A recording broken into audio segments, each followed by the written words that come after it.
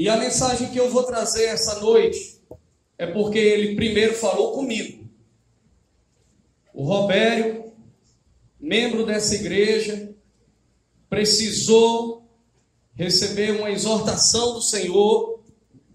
O Robério, membro dessa igreja, que vos fala nesse instante, porque ele também é carne e ele também é alma, ele também falha, ele também erra, ele também peca, do mesmo jeito que todos vocês pecam.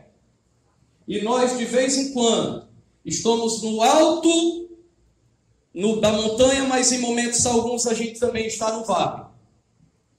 E nesse momento em que eu comecei a meditar nessa mensagem, foi um momento em que eu estava em um vale espiritual. Porque não adianta, e eu entendo isso, porque eu prego isso, que não adianta eu ter a minha vida como uma pessoa que mobiliza a igreja, chama o pessoal, vamos fazer obra, vamos à casa de recuperação, vamos fazer cestas básicas para dar para as famílias mais humildes, se nós não tivermos o comportamento de estar regularmente aos pés de Deus, regularmente aos pés dele. E o irmão que vos fala precisou ser exortado. E quando Deus fala com você, você não sabe onde você vai colocar a sua cara.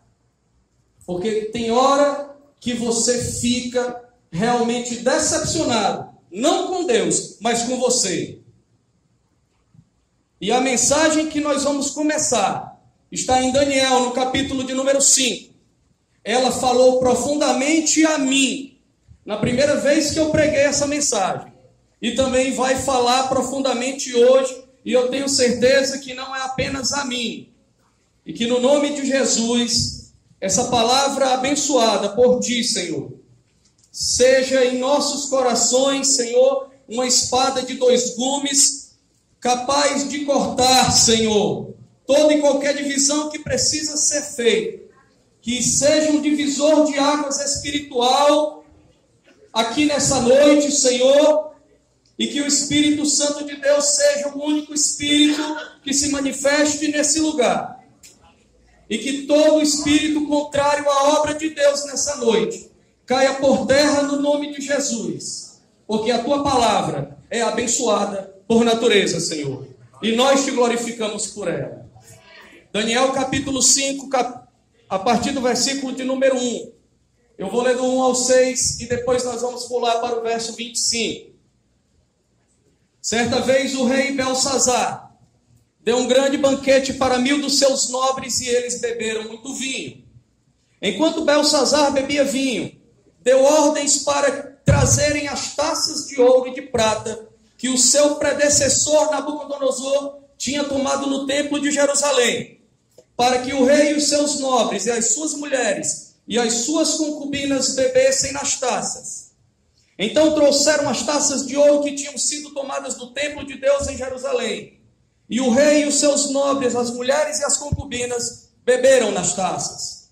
Enquanto bebiam vinho, louvaram os deuses de ouro, de prata, de bronze e de ferro, de madeira e de pedra.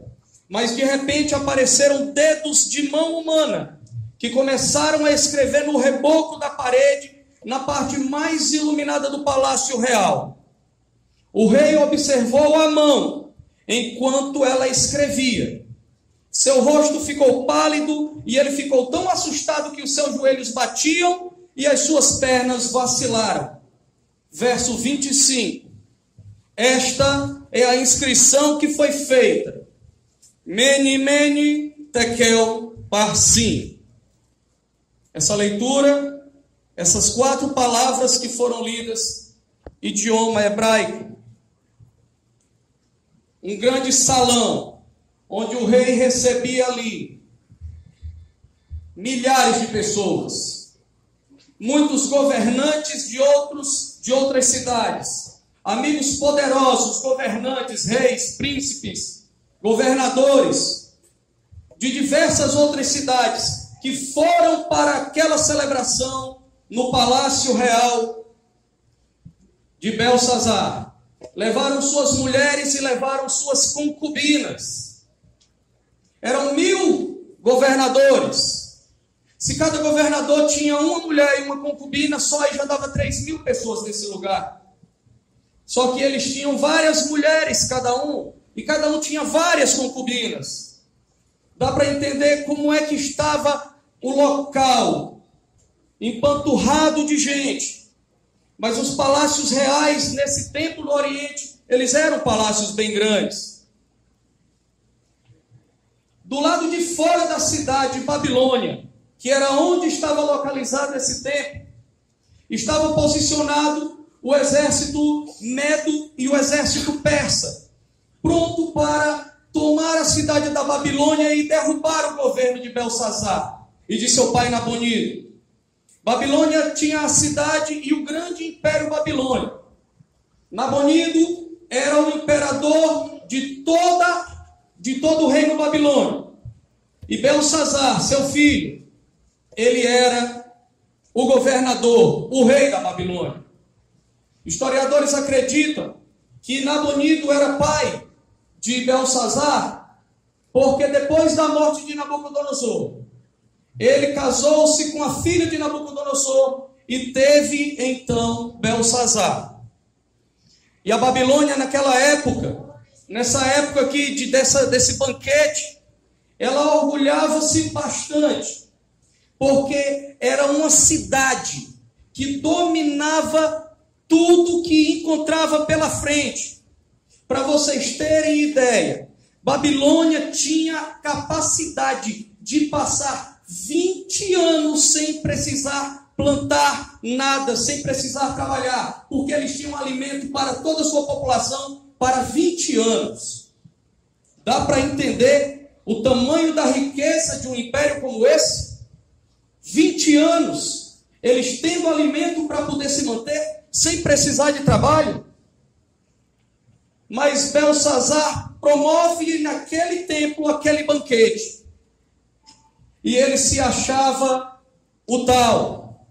Ele não prestou atenção, ele não se preocupou com aqueles 2 exércitos que estavam do lado de fora da cidade. Ele se achava autossuficiente. Ele não conhecia provavelmente o que está escrito lá no Salmo 33, 10 e 11. O Senhor desfaz os planos das nações e frustra os propósitos dos povos, mas os planos do Senhor permanecem para sempre. Os propósitos do seu coração por todas as gerações. Nós vamos falar sobre o que é ser sagrado e o que é ser profano. O que é ser sagrado? Na minha pesquisa eu vi que sagrado é tudo aquilo que é consagrado ao culto, que recebeu a consagração, que cumpriu as cerimônias de sagração. É algo inviolável, é algo venerável, é algo respeitável. E o que é ser profano? É aquilo que é estranho a uma religião ou não está de acordo com os preceitos religiosos. Isso é ser profano. E nós vamos ver o que é que significa quando um homem ou quando uma mulher, quando um rei, ou seja lá quem for, toca naquilo que é sagrado. Um dos grandes prazeres desses governantes autoritários que são déspotas, na época em que eles faziam essas suas festas, era ostentar suas riquezas. Quem veio quinta-feira aqui para o culto de ensinamento, nós vimos o banquete de Assuero. Assuero era o rei. E aí ele tinha lá muitos amigos numa festa que já durava dias. E aí ele chama a sua mulher, que era muito formosa. Manda chamar a sua mulher, que era muito formosa. Para quê? Para exibir a sua esposa para os outros homens, para os outros reis. Então, Belsazar também fez um banquete parecido, para expor, para ostentar aquilo que ele possuía, os seus bens. Ele havia desconsiderado a informação de que o seu avô Nabucodonosor teve um sonho, onde um dia o império babilônico cairia e ele seria dominado por um outro povo. Ele esqueceu disso. Ele se achou autossuficiente e muito poderoso. E achou que isso nunca iria acontecer com a Babilônia enquanto ele estivesse lá.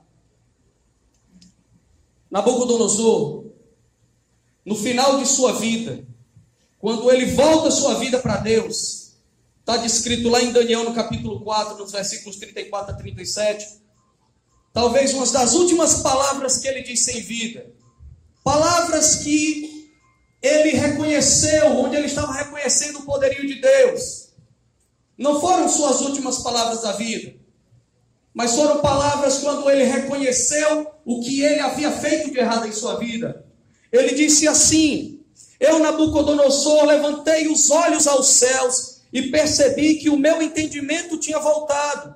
Então louvei o Altíssimo, honrei e glorifiquei aquele que vive para sempre.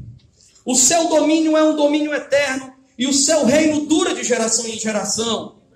Todos os povos da terra são como nada diante dele. Ele age como lhe agrada, com os exércitos dos céus e com os habitantes da terra. Ninguém é capaz de resistir à sua mão, nem de dizer: o que fizeste? Naquele momento voltou meu entendimento e eu recuperei a honra e majestade e a glória do meu reino. Meus conselheiros e nobres me procuraram, meu trono me foi restaurado e minha grandeza veio a ser ainda maior.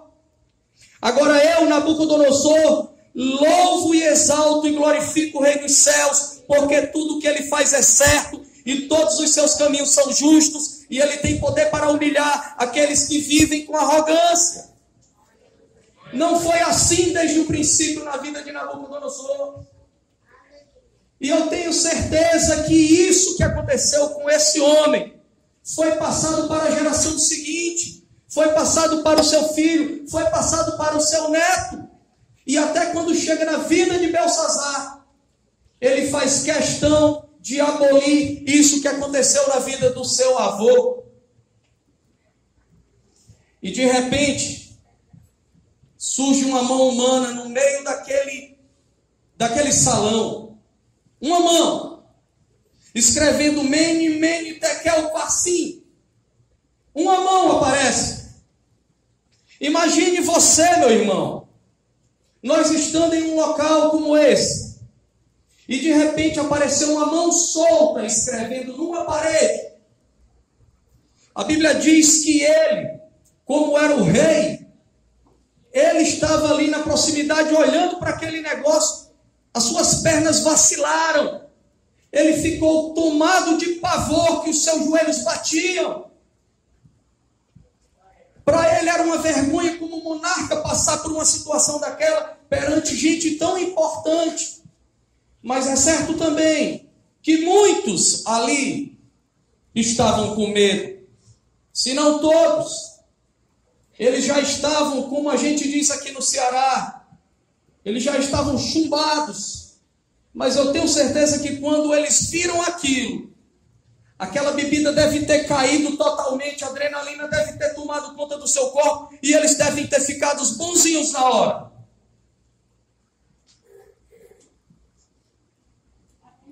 Mas tudo isso foi porque no meio daquela festa, no meio daquela parafernália, ele mandou buscar os utensílios da casa do Senhor. Dá para ver quantos utensílios, quantas taças existiam, quantos pratos, quantos talheres existiam na casa do Senhor, para servir mais de 1000 pessoas. Tudo que estava naquele templo que foi levantado ao Senhor tinha sido consagrado a Ele. E ele profanou. E surgiu então aquela mão escrevendo aquele texto. E aí ele manda chamar os encantadores, chama não sei quem, chama não sei quem. Eu quero saber o que é que está escrito aí, eu quero entender o que é que está escrito aí. Ninguém aqui sabe ler o que está escrito aí. E ninguém sabia ler. Chama encantador, chama todo mundo aí, feiticeiro. Ninguém sabia ler. E esse homem ficou possuído deve ter ficado desesperado. Até que a rainha mãe se lembra de Daniel, conselheiro do rei. Manda chamar Daniel. Daniel chega. E aí Belsazar oferece para ele uma recompensa milionária. Era dinheiro demais, eram roupas, eram joias. Ele ia ser o terceiro no reino, porque o primeiro era o pai, o segundo era ele, e Daniel seria o terceiro. E Daniel diz para ele o seguinte: não se preocupe, rei, eu vou ler para o senhor o que está escrito aí, e eu não quero nada disso. Daniel já era um homem velho. Daniel não se apegava mais a essas coisas. Daniel era um homem que olhava para o céu, para as coisas que não são perecíveis. Ele olhava para as coisas de Deus. Para ele não importava mais aquilo. E até porque quando Daniel entrou, que viu aquela escrita, ele já sabia o que estava escrito. E Daniel sabia que não adiantava nem ele ser o primeiro do rei Babilônia.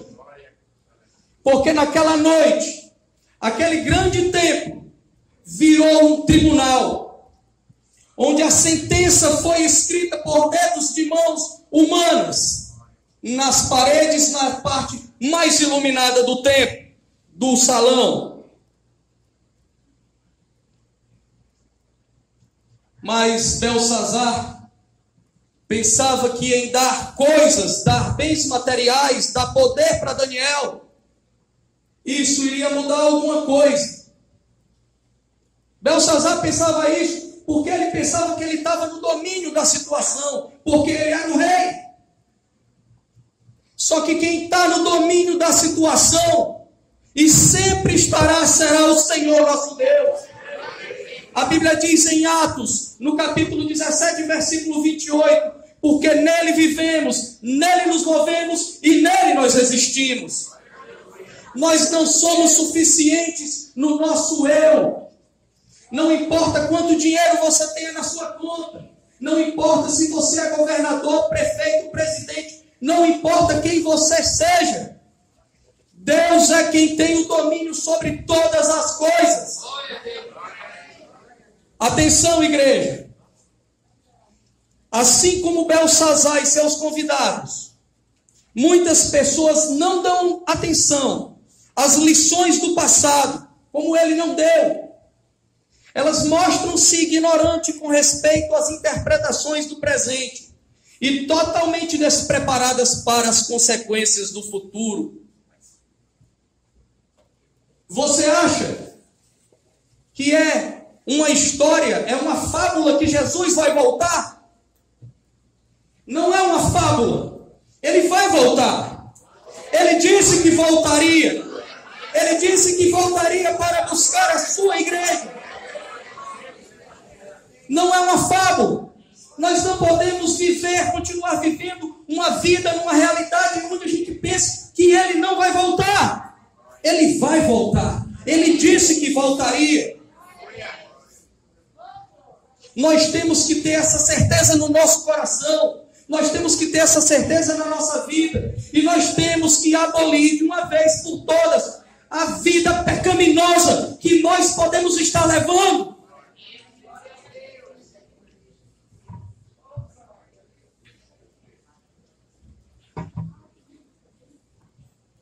A Bíblia diz que o dia ele vem.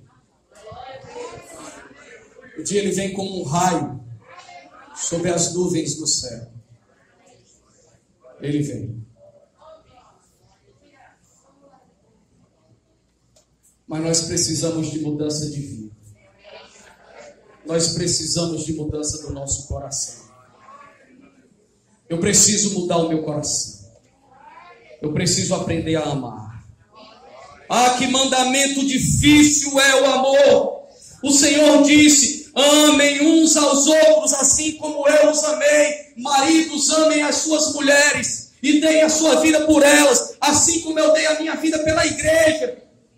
Isso é muito difícil, meu irmão. Mas é um mandamento, e um mandamento eu escolho obedecê-lo ou não obedecê-lo. A Bíblia diz para nós: ame o seu irmão, ame o seu próximo. E como é difícil. Não venha me dizer que é fácil, porque não é fácil. Não é fácil. A Bíblia diz que enquanto depender de cada um de nós, nós temos que viver em paz com todos os homens. E uma vez eu escutei o meu pastor daí dizer o seguinte: nós não vamos conseguir viver em paz com todos os homens, mas no que depender de nós, nós temos que viver em paz com todos eles. E eu vou destacar 3 erros. 3 erros que Belsazar cometeu. Ele cometeu muitos, mas eu quero destacar 3. E o primeiro deles foi a blasfêmia, a profanação do que era sagrado no templo de Deus. No verso 2 diz assim: enquanto Belsazar bebia vinho, deu ordens para trazerem as taças de ouro e de prata que o seu predecessor Nabucodonosor tinha tomado no templo de Jerusalém, para que o rei e os seus nobres, as suas mulheres e as suas concubinas bebessem nessas taças.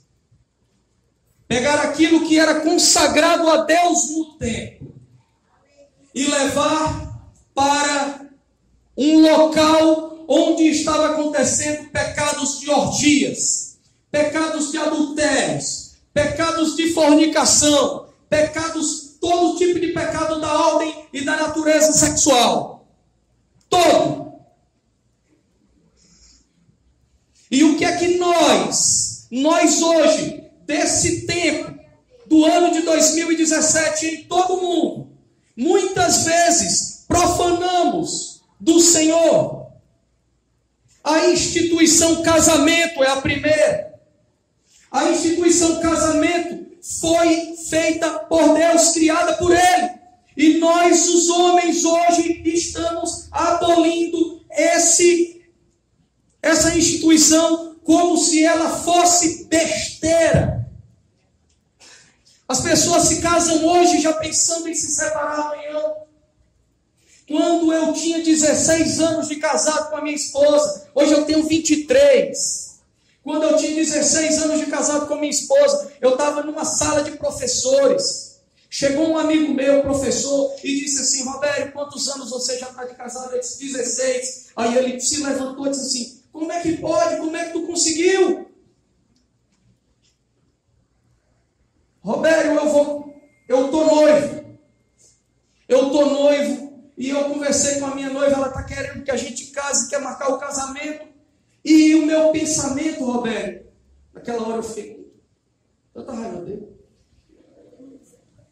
Eu estou pensando, Roberto, aqui, sabe o quê? Com quem vai ficar o apartamento e o Corolla se a gente se separar? Eu quase que avançava no pescoço dele. Eu quero saber, Roberto, eu estou preocupado. Porque com quem vai ficar o Corolla e com quem vai ficar o apartamento se a gente se separar? Já se casa pensando em se separar. Mas o que é que hoje mais acaba com os casamentos? E que nós que somos casados, precisamos vigiar. O que é muito difícil é vigiar, mas que nós precisamos.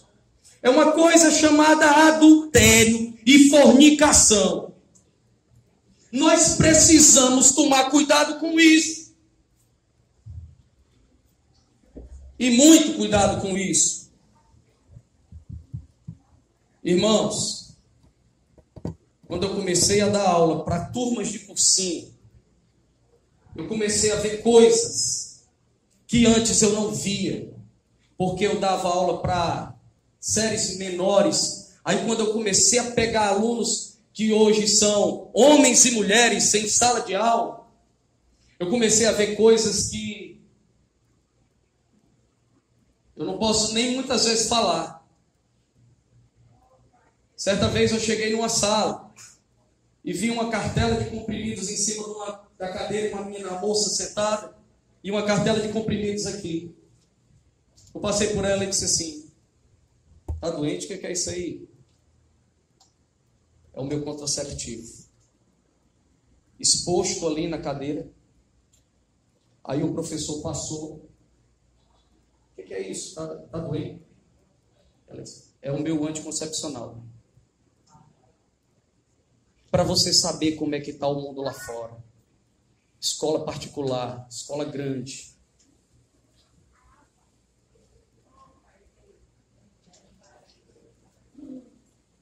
Em outro,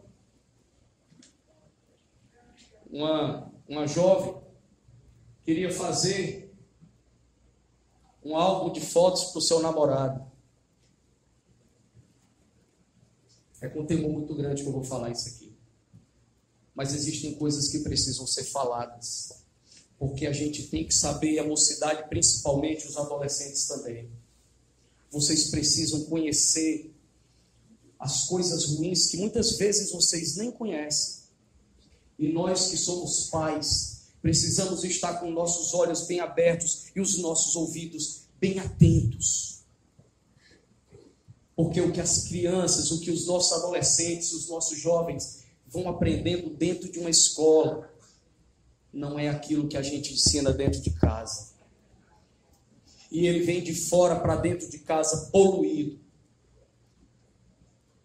Queria fazer um álbum de fotografias para o namorado.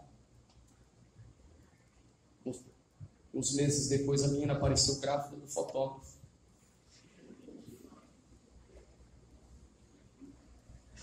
Está pensando que é brincadeira, meu irmão? Hoje em dia, se faz isso dentro das escolas, como se fosse um trocar de roupa, em qualquer hora do dia, dentro da sua casa. Você chega de frente para o seu guarda-roupa, tira isso, bota outro, tira. É assim. O apelo pelo sexo está muito aberto hoje no mundo. Não dá para entender quando dois jovens são namorados e entram em relação de fornicação. Não dá para entender. Não, mas eu amo a ela e ela me ama. Ama não. E eu vou lhe provar que não ama. Isso não é prova de amor. Eu vou provar que não amo. Como é que eu posso dizer que amo uma pessoa e tenho relações com ela e a coloco a um passo de ir para o inferno? Eu amo. Eu coloco a um passo de ir para o inferno. Eu estou amando. Não é prova de amor isso. O apelo sexual está dentro de todas as escolas, grandes e pequenas, seja ela pública ou particular. Muito cuidado. Eu tenho alunos e tenho colegas que a vida deles é estar com pornografia no aparelho celular. Dá vergonha sentar numa mesa com vários professores para almoçar e ver aquela devassidão, sem respeitar as mulheres que estão ali também. Nós não podemos parar e pensar que nós não podemos conversar com os nossos filhos sobre isso e mostrar para eles as coisas que acontecem lá fora, porque se você não ensinar, o coleguinha lá de fora vai ensinar, e da pior maneira.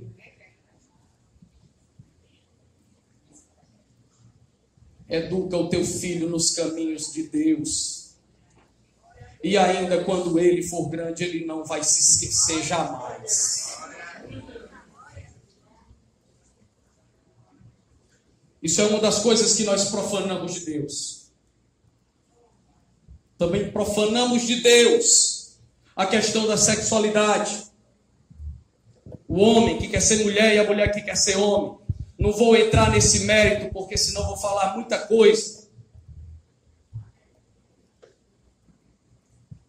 Mas hoje em dia, você dificilmente olha para um homem dentro de um local e pensa que realmente ele está ali com caráter de homem, caráter de macho. Às vezes não é. Meu irmão, nós temos que tomar muito cuidado com os nossos filhos. E vocês jovens e vocês adolescentes também, abram seus ouvidos para isso. E outra coisa que também nós profanamos na casa do Senhor: o dinheiro. Nos dízimos e nas ofertas. A Bíblia fala lá em Atos, no capítulo 4, versículo 36, acerca de um homem chamado Barnabé, que pegou uma de suas terras e vendeu, pegou todo aquele dinheiro e entregou aos pés dos apóstolos para que a igreja continuasse as suas obras. E aí, quando chega no capítulo 5, vem a história de Ananias e Safira, que vendo aquela ação de Barnabé, disseram assim: vou fazer a mesma coisa. Aí eles foram vender uma terra que eles possuíam. E quando eles venderam a terra que possuíam, Ananias chega aos pés dos apóstolos e entrega uma parte do dinheiro. E Pedro, sabendo, tendo sido revelado por Deus a ele aquela situação, ele disse: esse foi todo o dinheiro? E ele disse: foi. E não era. E a Bíblia diz que Ananias cai morto ali. 3 horas depois chega a sua esposa, Safira, com a mesma conversa, com a mesma mentira, profanando o que é sagrado na casa do Senhor. A gente pensa que é brincadeira, meu irmão. Mas a gente tem que olhar para dentro de nós e ver aonde a gente está falhando. A palavra não é uma palavra de acusação para você ser colocado ao pó. Mas Deus está dizendo para você: corrija a sua rota. Corrija a sua rota. Segundo grande erro cometido por Belsazar, a questão da idolatria. O verso 4 diz que enquanto eles bebiam vinho, louvaram os deuses de ouro, de prata, de bronze, de ferro, de madeira e de pedra.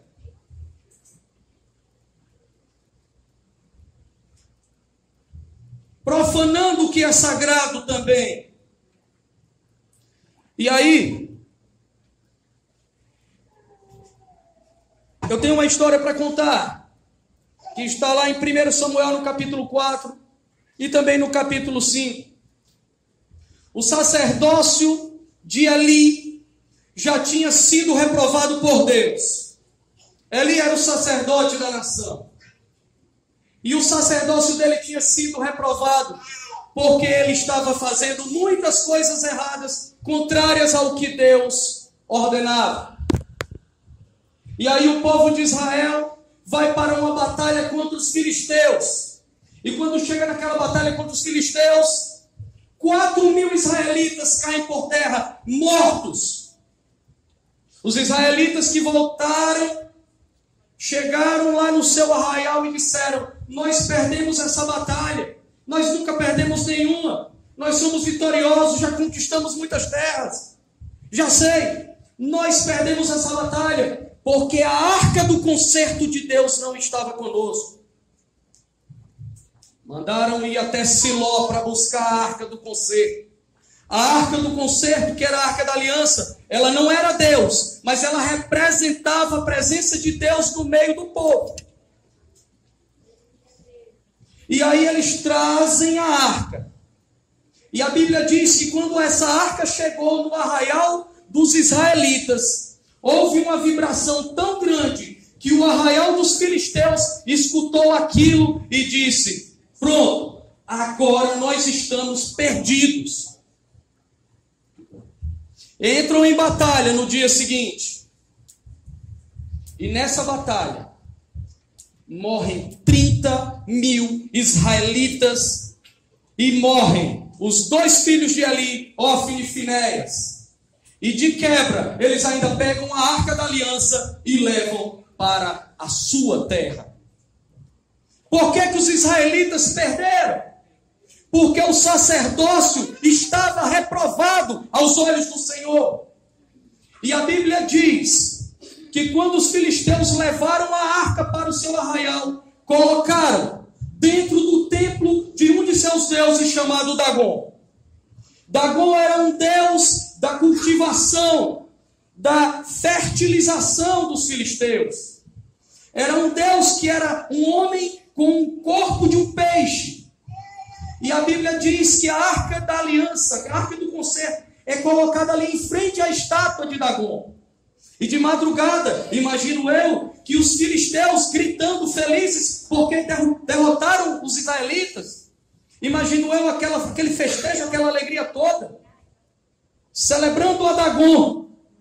Levaram ali a arca para dizer: Dagon venceu o rei de Israel, o Deus de Israel.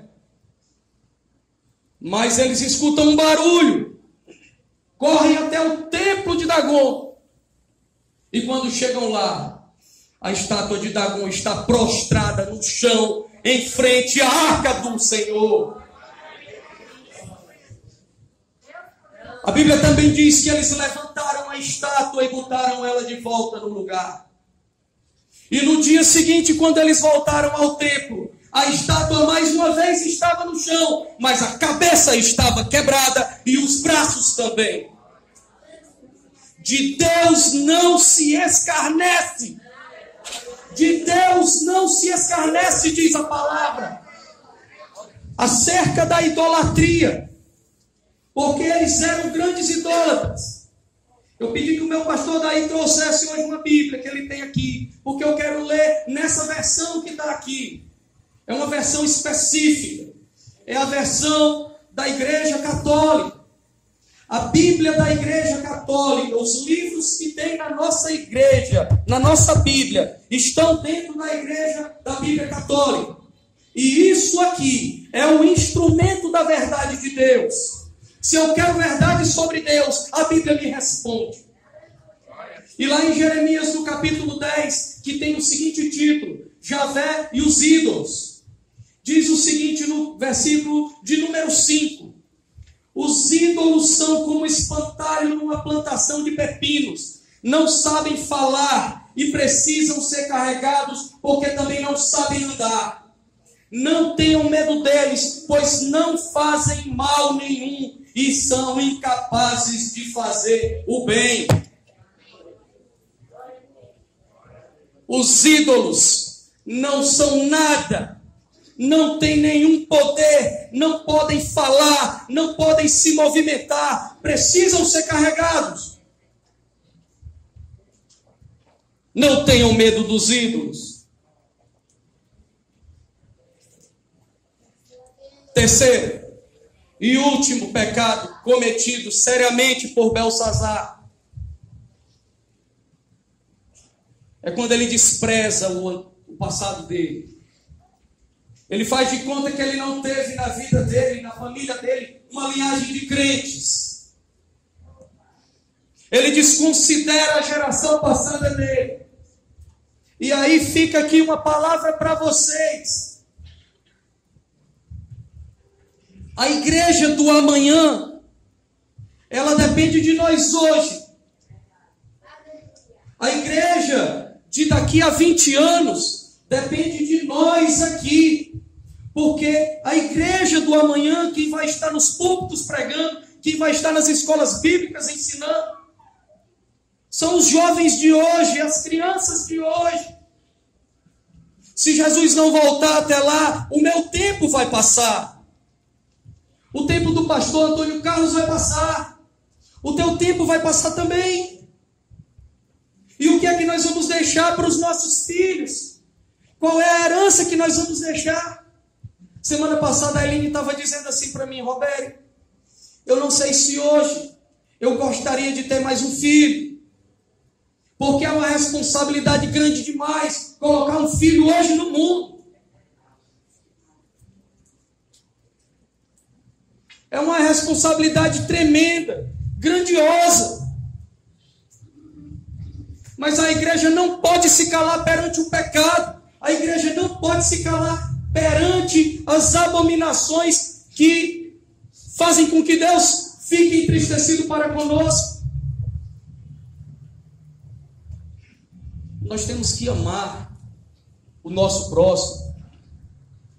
Nós temos que amar homossexuais. Nós temos que amar assassinos. Nós temos que amar qualquer pessoa. Nós temos que amar.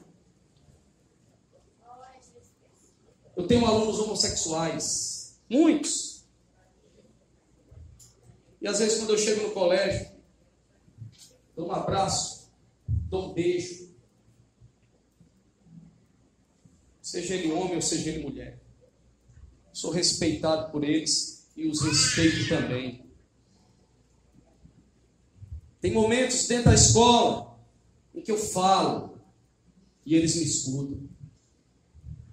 Tem momentos na escola que são raros, mas tem momentos em que em 5 minutos eu faço uma pregação e eles estão lá escutando.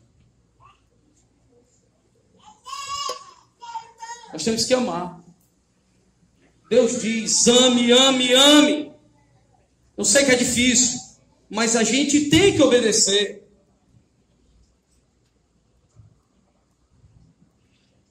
Belsazar esqueceu do seu passado, da sua família, do seu avô, dos possíveis ensinamentos que ele deve ter recebido. Ele deixou para lá. Quis viver a autossuficiência do poder.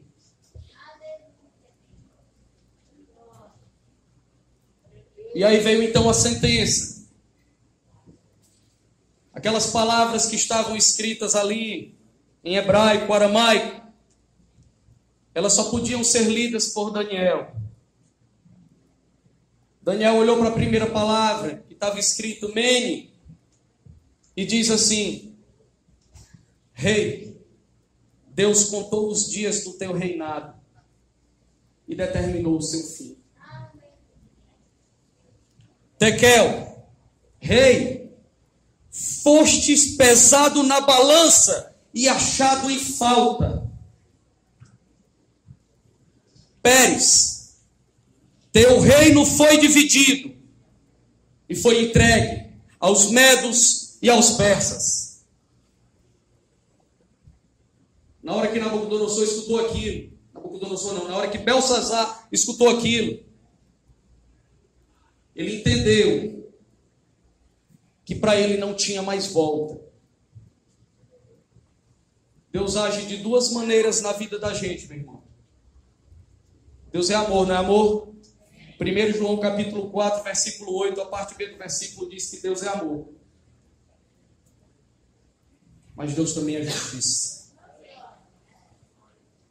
Deus é justiça. Deus usa de todos os seus atributos para conosco.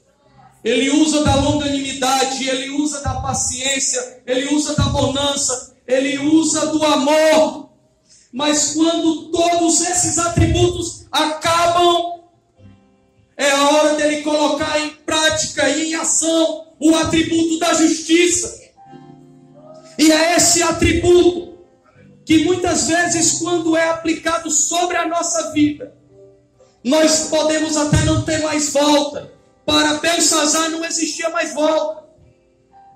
Ali estava escrita a sentença. Não tinha mais arrependimento para ele. Ele foi pesado na balança e foi achado em falta.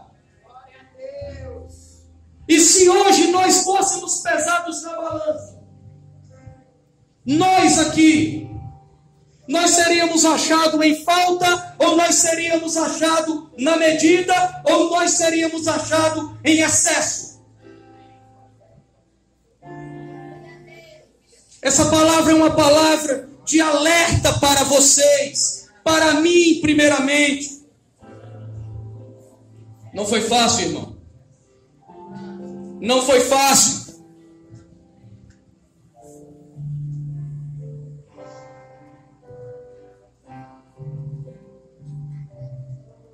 Mas nós muitas vezes temos vergonha de assumir os nossos erros.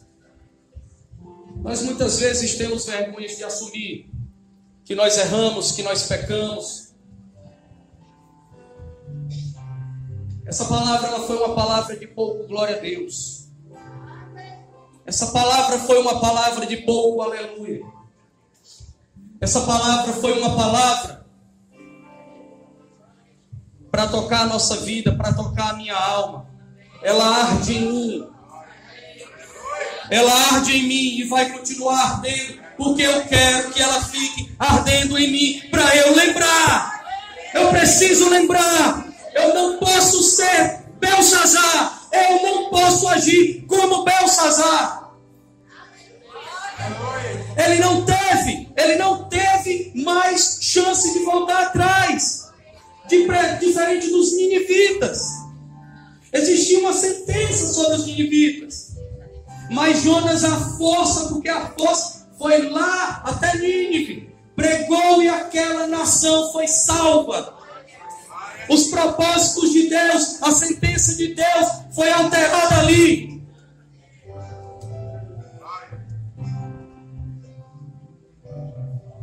Quando a sentença de Deus vem, pode ser que não haja mais tempo. E a Bíblia diz que naquela mesma noite em que Daniel disse o que estava escrito, Belsazar foi morto. E o Império Meda e o Império Persa tiraram de cena o Império da Babilônia,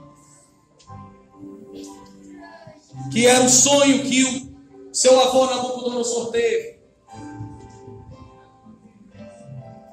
Que a cabeça, que era a Babilônia, ia ser substituída pelos braços e ser substituída pelo corpo.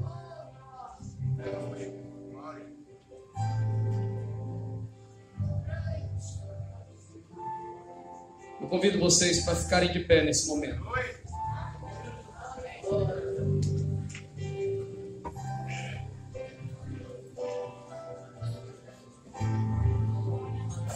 Quando Deus falou comigo, quando Deus chegou para mim e literalmente me colocou ali no cantinho da parede, quando Deus falou comigo, eu fiquei mudo. Nós não podemos negligenciar a palavra do Senhor. Nós não podemos negligenciar os ensinamentos de Deus. Jesus está voltando. Ele vai voltar. Ele é Deus forte. Ele é conselheiro. Ele é Pai da eternidade. Ele é o príncipe da paz. Ele é o leão da tribo de Judá.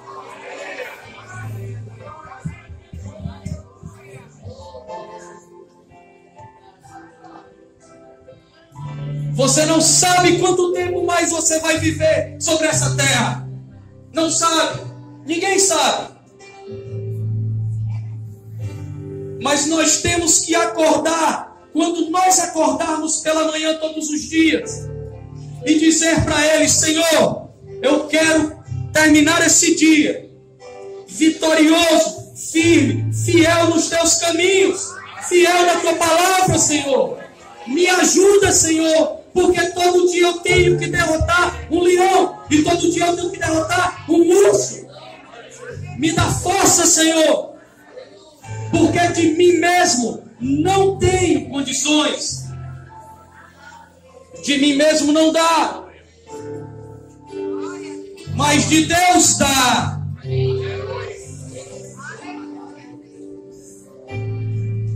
A palavra do Senhor, que eu encerro nesse momento, é uma palavra para que nós possamos refletir, parar e pensar e meditar.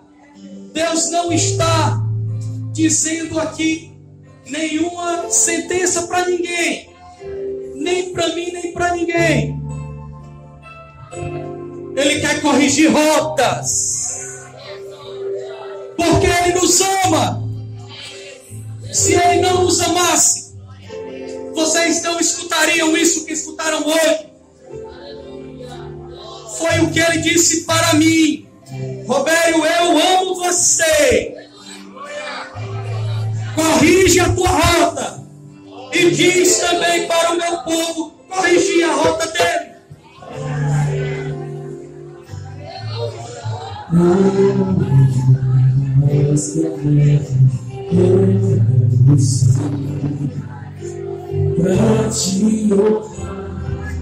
Aleluia. Se alguém quer receber uma oração aqui de correção de rota, não tenha vergonha e venha ao altar do Senhor. Se você quer corrigir uma rota, venha aqui à frente. O pastor daí vai estar orando pela sua vida. O pastor daí vai estar impondo as mãos sobre você. Ele irá profetizar sobre a tua vida. Vença a vergonha. Vença toda vergonha. Venha à frente. Assuma. O Senhor te ama. O Senhor te quer debaixo dos pés dele, debaixo de suas asas. O Senhor te quer aqui. Corrija a sua rota.